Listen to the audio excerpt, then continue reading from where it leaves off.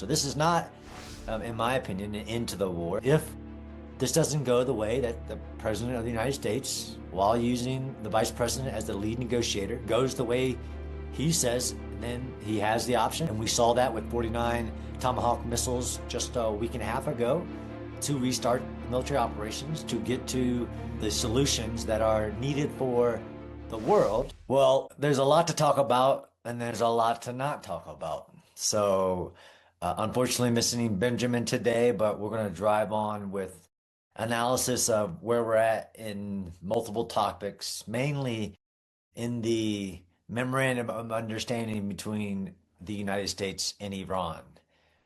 Not a lot of positive things I personally, John Spencer's analysis, have to say about the memorandum of understanding.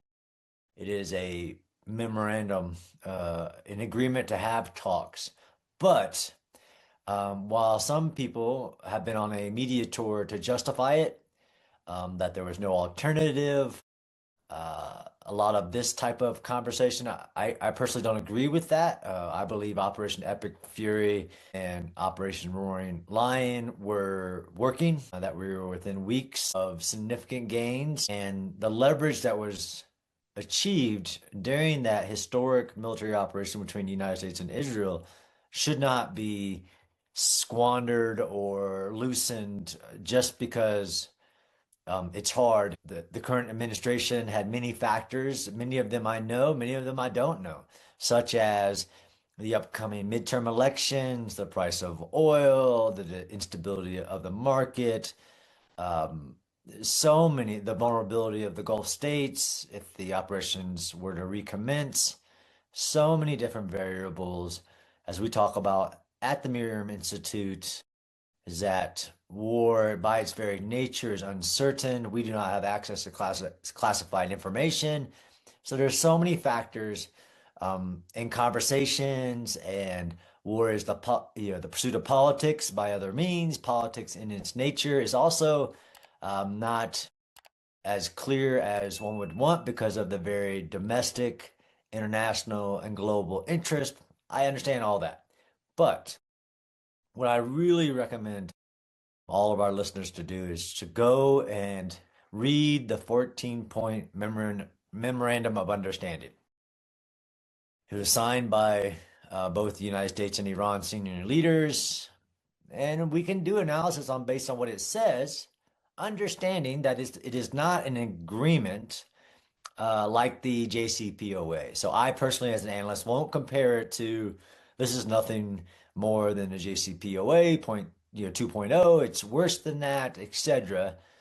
Because if you understand the history of the JCPOA, the 18 months that it took to litigate, negotiate, all of these things, it's like 167 pages or something like that. Most people didn't read it.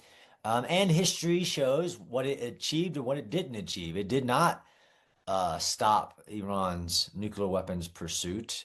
Despite the caps that it put temporarily on enrichment, it did not stop the program. As Israel showed the world after the 2018 raid in Tehran, they had a vibrant nuclear weapons program in parts and pieces so that they can immediately flip the switch and have a race towards the bomb, in which Operation Rising Lion and Midnight Hammer put a halt to, and then, of course, the continuing operation put a giant halt to.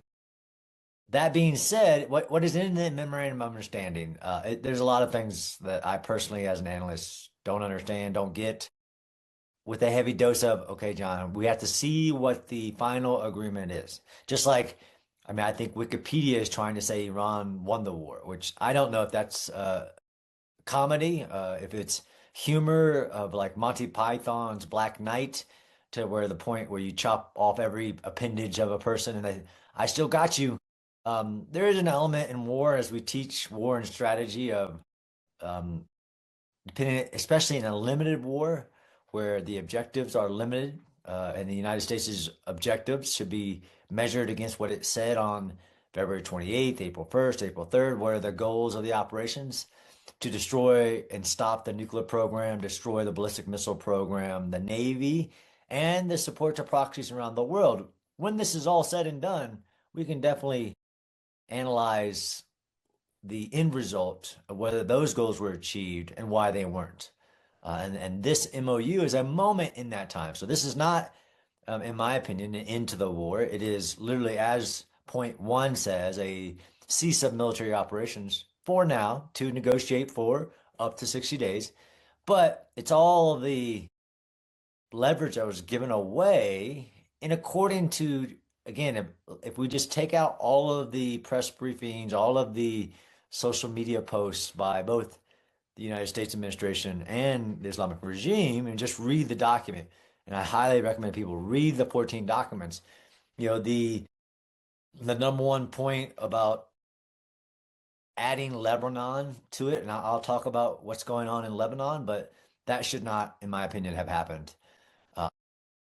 We have enough leverage, the United States and Israel, to refuse to allow the Islamic regime in Iran to save Hezbollah in part of this. It's a separate topic. It should not be a part of the conversation. Lebanon and Israel and the United States are very promisingly moving forward with historic peace agreements without the threat of Hezbollah, the Islamic regime's terror army in southern Lebanon, for the sole purpose of instability forever.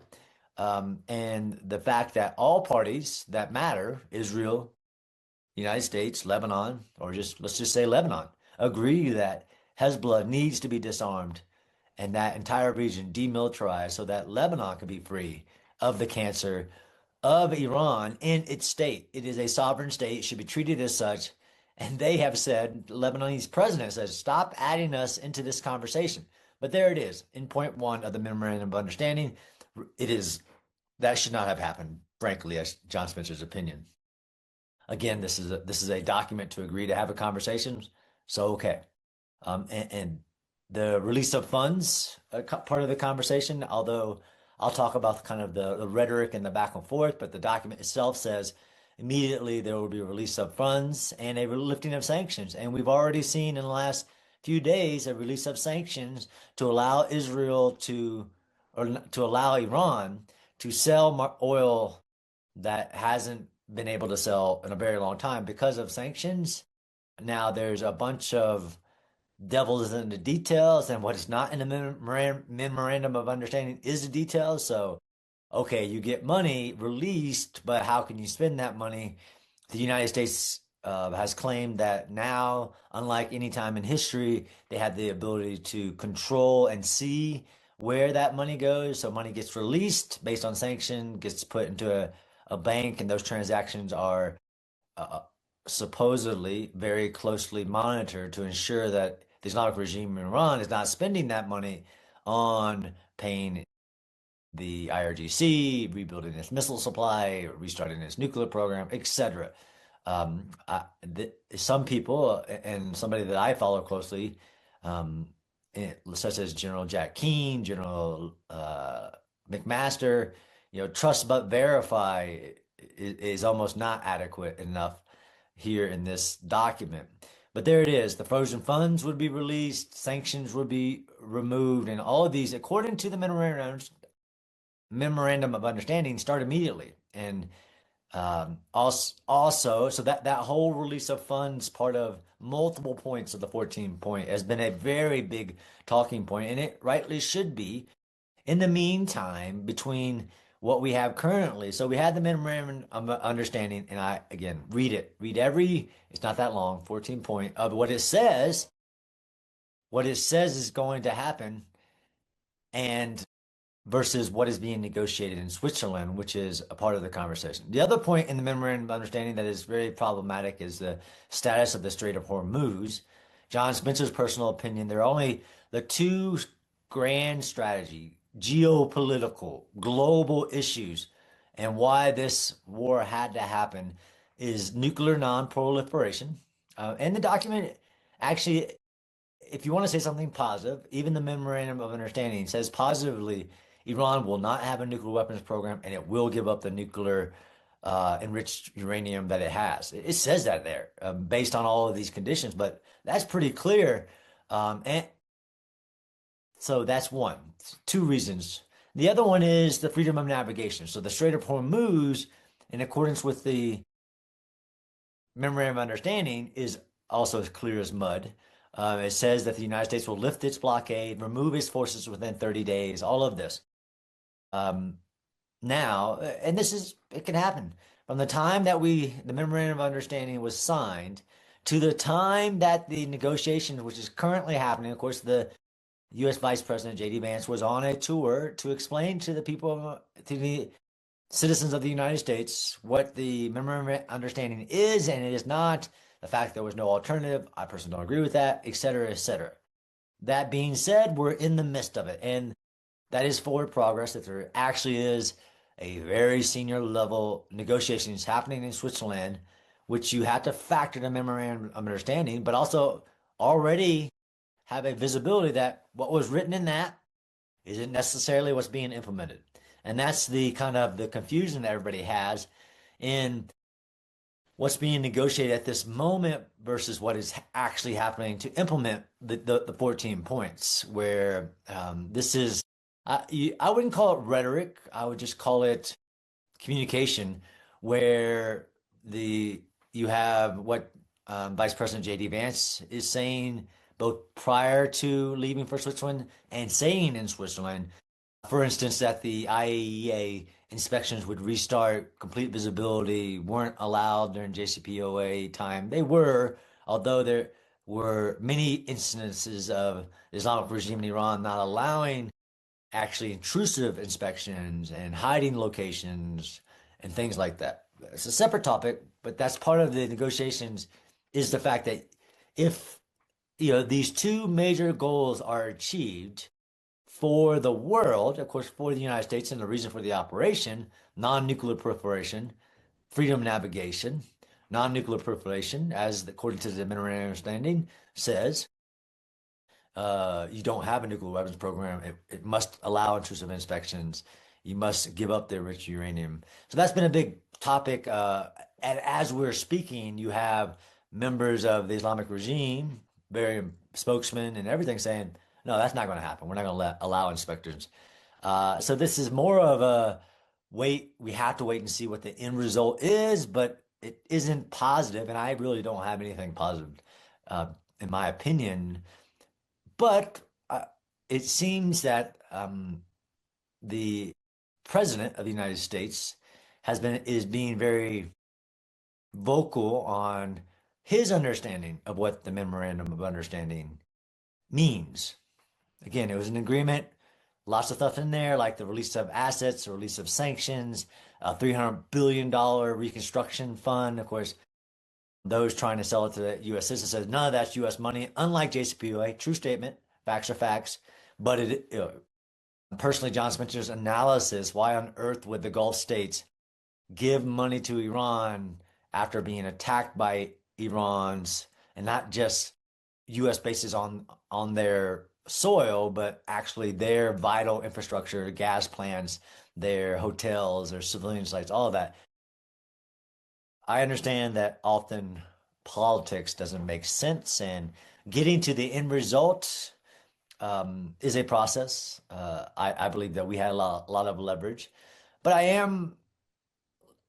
I do believe in the fact that you can see that the President of the United States has intentions that he wants the Vice President, despite what is being said, which is actually where we're at, where everybody's saying, don't listen to what they say, as you have this media war going on where the President of the United States says something, then the Vice President says something at the negotiation, and then we see things being implemented, and then you have the Islamic regime of Iran's leaders and spokesmen saying the total opposite, like, that's not going to happen. In that kind of back and forth as this progresses, I do believe that words have less meaning than action. So is the Strait of Hormuz open and operating? Absolutely. 67 vehicles on one day, vessels pass through the strait. The normal traffic is about 100 vessels a day. And if we can clear the chokehold of about 1,000 vessels going through the strait in the meantime, that's great. It helps everybody, the global economy, the price of gas tanks. I get that. It relieves the pressure in which Iran was able to obtain because we weren't willing to, although we had the capability to open by force, even though Operation Freedom of navigating or helping commercial vessels get through the strait was happening, as we learned through the night. That aspect, and that the president has been very clear that there's not going to be any tolls, which the memorandum of understanding actually mentions tolls, and it says there, for like 30 days there's no tolls. So it actually, if you're being literal to what is in that document, it's not good in relations to freedom of navigation tolls and things like that. But I'm not saying it's not worth the wait, what it says on paper. It was about getting to the table. So be it. But I don't want to see things implemented in that or written in that implemented personally, because it is giving a terrorist state, again, a bunch of money. And hopefully, if we can control it, like there's all these ifs, like, well, if this is true, and if that is true, we're at this point in the fog of war, right? So Clausewitz said 3/4 of what we know in war is clouded in a fog. We're probably at 90% of what we know in this war is clouded in a fog.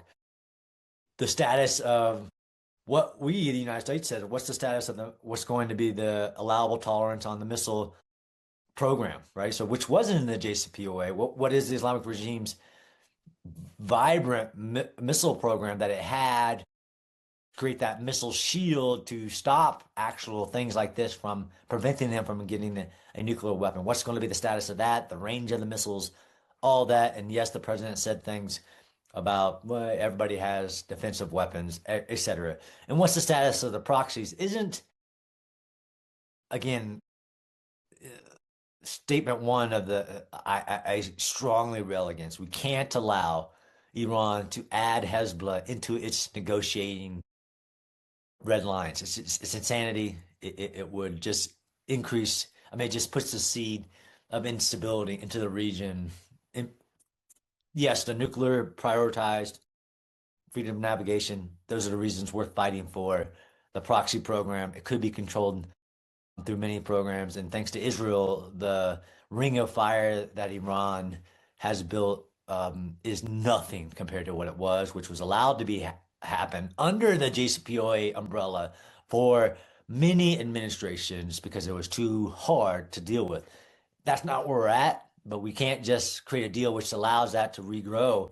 So we have to talk about, and Benjamin, I'm sure would want me to talk about, okay, what's going on between Israel, Lebanon, United States, and most importantly, the terrorist army that shouldn't exist, Hezbollah. So Israel is still conducting defensive operations in southern Lebanon like it should, like any nation of the world should be allowed to defend itself when attacked. And I wrote for the MirYam Institute my piece I highly recommend about the insanity of the media coverage about Hezbollah and Israel. So the media cover goes, Hezbollah attacks Israel. Nobody reports on that. Israel responds. Everybody reports on it. Israel, escalates. Israel attacks that, rather than it being the counter response. And this is what we saw, which was that you add in there, Israel responds, then Iran threatens to throw out the negotiations, close the strait. And then the United States, President Trump just 2 days ago said, if you close the strait, I'm going to bring all hell, all of these things. But even as of last night, Hezbollah operatives were seen next to an Israeli bulldozer about to conduct an operation. So Israel, and this is the thing, as much as a soldier on the battlefield, but also in accordance with global international norms, any nation of the world can take actions to prevent attack or respond to being attacked. But the ultimate goal here is that Israel and Lebanon signed this historic agreement.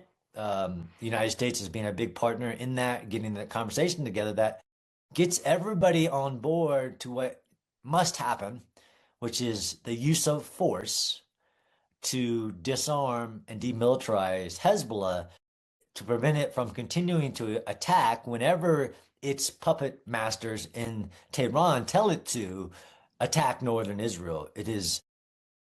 That can't happen, won't happen. The idea of the UN Security Council resolutions that have failed to do this very simple thing, which is disarm a terror army in a sovereign state of Lebanon who wants them disarmed, but doesn't have the capability to disarm them because of the fact that Iran, sent them $1 billion just in 2025. And what do you think it'll do with its released funds? Again, this is what we're saying won't happen because we can see it now. Um, again, don't trust a terrorist organization. That's what I say. But fine, if they have to say things in public, but in turn hand over their enriched uranium, they're not going to reconstitute their nuclear program. The United States always has the ability to restart military operations, which is actually what I thought should have happened. This is what we see. It's less operations, but you also see the discovery.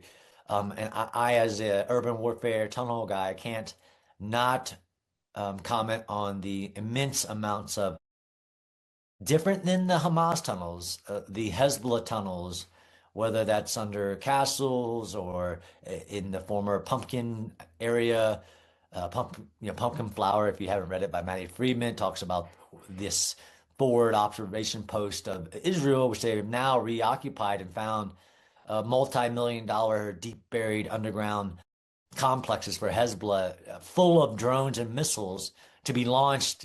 This is 4 miles, just 4 miles for a U.S. or I don't know what the kilometer differentiation is times 1.6, but just on the Israel border, massive, deep underground, fully equipped rocket and drone complexes for the sole purpose of creating instability in the region, not to liberate anything, actually to destabilize Lebanon and attack northern Israel. But the discovery of these tunnels has been immense. They're unlike Hamas tunnels, deep inside of mountains that required immense amount of technical engineering, state sponsorship, Iran almost solely, and North Korea engineers, which has been validated by research, to create these massive complexes, which the IDF have released videos on.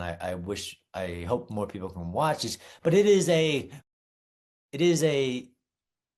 again, against the rhetoric, a evidence of the failure of the status quo, which is interesting that the Memorandum of Understanding talks about going to the status quo. The status quo is unacceptable. The status quo in the Islamic regime in Iran's nuclear missile proxy program, the idea that they could control it anyway, tolls even, a freedom of navigation choke point. That status quo cannot be allowed. But this findings of Hezbollah's military infrastructure is a stain on the UN Security Council resolution, UNIFIL operations, because all of that was built under the status quo of, if it's just quiet, it's okay. That is not okay. And the end of this operation can't just be, well, we're going to be quiet for a while as they reoccupy, rebuild, all this. No, the status quo was shown to be a failure, and this is the idea of analysis. I can go back. We can go back. It's extremely hard to talk about the now because we don't know, really don't know. We don't know what's the truth is, what is going on behind the table. Of course, we have all the rhetoric, but what's going to be the end result?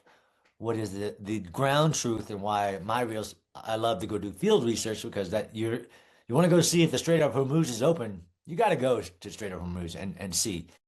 Everybody loves numbers, but the status quo of southern Lebanon being this safe haven for Hezbollah to build a massive army and leverage to attack Israel at will for the Islamic regime in Iran for that sole purpose is unsustainable.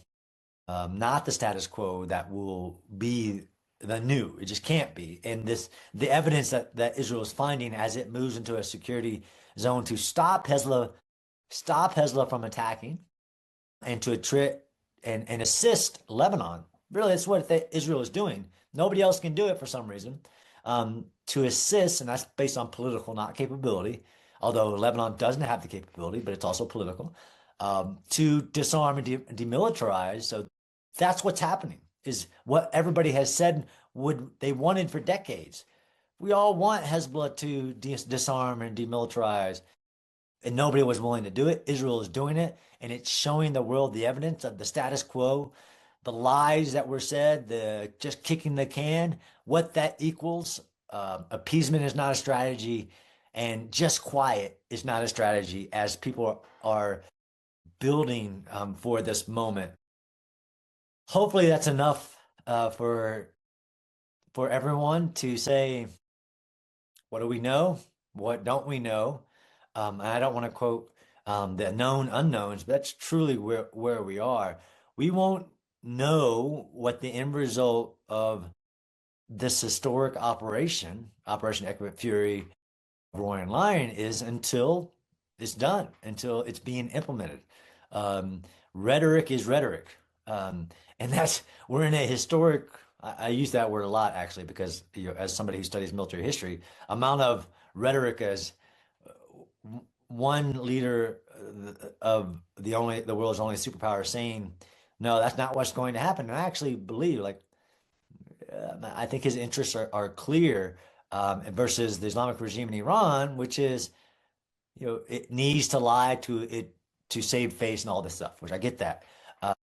So we're in a wait and see period. Hopefully, the next podcast we'll have more information. But again, the so what, go read what was actually put on paper and signed by the United States and Iran. The fact that Israel was left out of that is unfortunate. There are many reasons.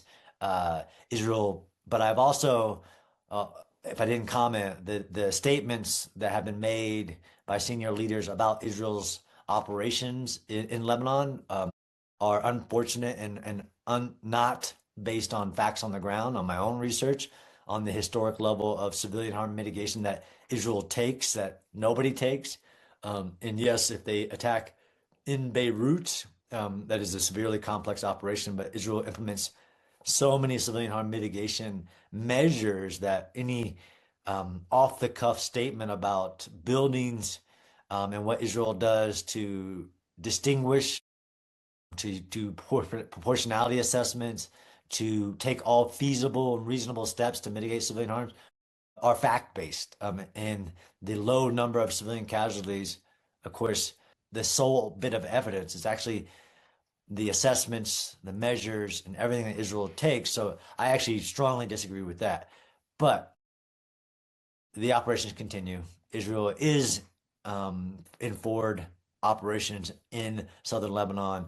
There is active negotiations, and what I'm saying now could change by tomorrow morning. Active negotiations, and we could see, and the president has said multiple times, if this doesn't go the way that the president of the United States, while using the vice president as the lead negotiator, goes the way he says, then he has the option. And we saw that with 49 Tomahawk missiles just a week and a half ago, to restart the military operations, to get to the solutions that are needed for the world, but U.S. interest of non-nuclear proliferation and freedom of navigation, which impacts every economy in the world, are important. So that's it for now. Hopefully, next conversation we'll know more.